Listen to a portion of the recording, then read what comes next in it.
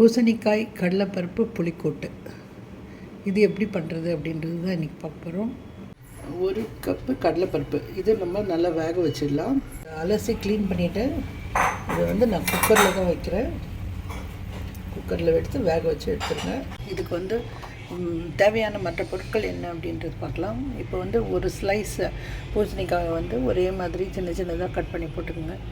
அது அழகுக்காக தான். நீங்கள் எப்படி கட் பண்ணாலும் அது சீக்கிரம் வந்துடும். இப்போ ஒரு எலுமிச்சம் அளவு புளி அதை கரைச்சி எடுத்து வச்சுருக்கேன். மஞ்சள் தூள், உப்பு எடுத்து வச்சுருக்கேன். மசாலா நமக்கு வேண்டியது என்னென்னா 1/4 டேபிள் ஸ்பூன் மிளகு எடுத்திருக்கேன், 1 டேபிள் ஸ்பூன் உளுத்தம்பருப்பு எடுத்திருக்கேன், 3 காஞ்ச மிளகாய் எடுத்திருக்கேன், 1 கட்டி பெருங்காயம் எடுத்திருக்கேன், 2 டேபிள் ஸ்பூன் தேங்காய் எடுத்திருக்கேன். தேங்காய் குறைச்சிக்கலாம், கூட்டிக்கலாம். இப்போ நம்ம கடலைப்பருப்பு ஏற்கனவே காமிச்சேன், அது வேக வச்சுட்டோம். ஒரு பேன் போட்டு சூடாக்கியிருக்கேன். அதில் கொஞ்சமாக எண்ணெய் போடலாம். இந்த மசாலா பொருளை போட்டு வறுத்துடலாம். உளுத்தம்பருப்பு, மிளகாய், பெருங்காயம், அவ்வளோதான்.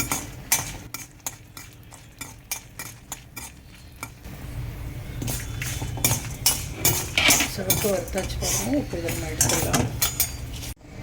இப்போ இதே பேனில் தண்ணி கொஞ்சம் ஊற்றிடலாம். இதில் இந்த பூசணிக்காய் போட்டுடலாம் வேகிறதுக்கு.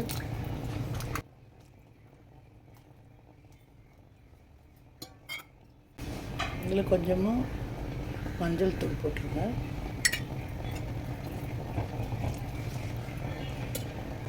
இதுக்கு ஒரு மூடி போட்டு வேக விட்டுருங்க. இது அப்படியே வேகட்டும். அரைச்சிட்டு வந்துட்டேன் பார்த்துங்க. நல்லா நைஸாக அரைச்சிட்டேன். ஸோ இப்போ நம்ம இது எடுத்துடலாம். இது வெந்துருச்சு. நம்ம வேக வச்ச கடலைப்பருப்பும் நல்லா வெந்துருச்சு.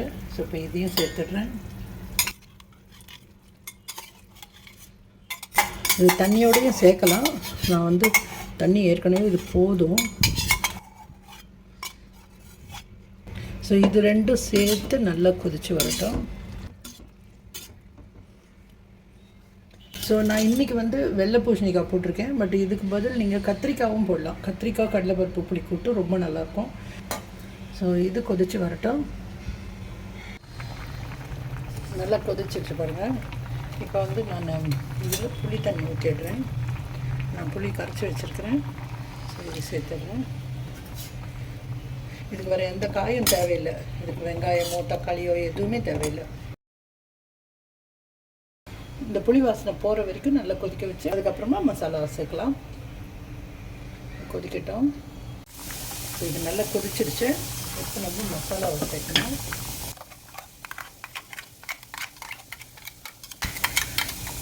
ரொம்ப நல்லாயிருக்கும், ரொம்ப டேஸ்டியாக இருக்கும். எது கூட வேணும்னாலும் சாப்பிட்லாம் நீங்கள். இந்த மாதிரி ஒரு டேஸ்ட். சப்பாத்தி, தோசை, இட்லி, சாதம், சைட் டிஷ் எப்படி வேணால் சாப்பிட்றாங்க. ஸோ இந்த கடலைப்பருப்பு வேக வச்ச தண்ணி இருக்குது. இது நான் இதுக்கு யூஸ் பண்ணிக்கிறேன்.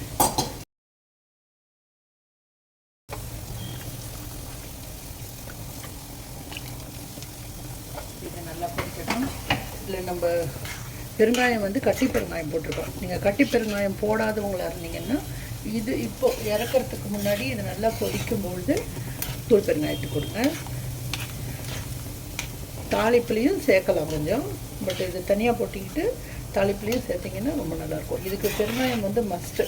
நீங்கள் இது பெருங்காயம் போட்டால் தான் இது நல்லாயிருக்கும். இதுவும் கொதிச்சுட்டு வரட்டும். ஸோ நல்லா கொதிச்சிடுச்சு. நான் கொஞ்சம் கருவேப்பிலை போட்டுடுறேன்.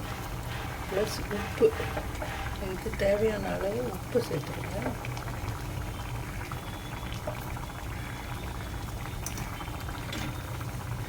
நல்லா கிளறி விட்டுடலாம். அவ்வளோதான் பாருங்கள், திக்காவும் ஆயிடுச்சு.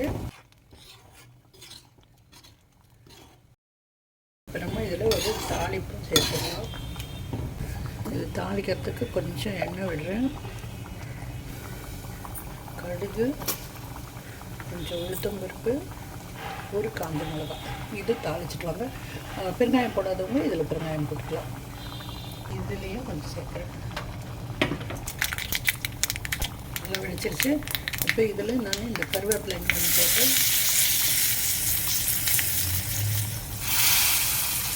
அவ்வளோதான் ஆயிடுச்சு. இதில் நினைக்கலாம் போட்டு விட்டுட்டு நீங்கள் சர்வ் பண்ணலாம். இந்த வீடியோவை பார்த்தா எல்லாருக்கும் நன்றி. மீண்டும் வேறு ஒரு வீடியோவில் சந்திக்கிறேன். வணக்கம்.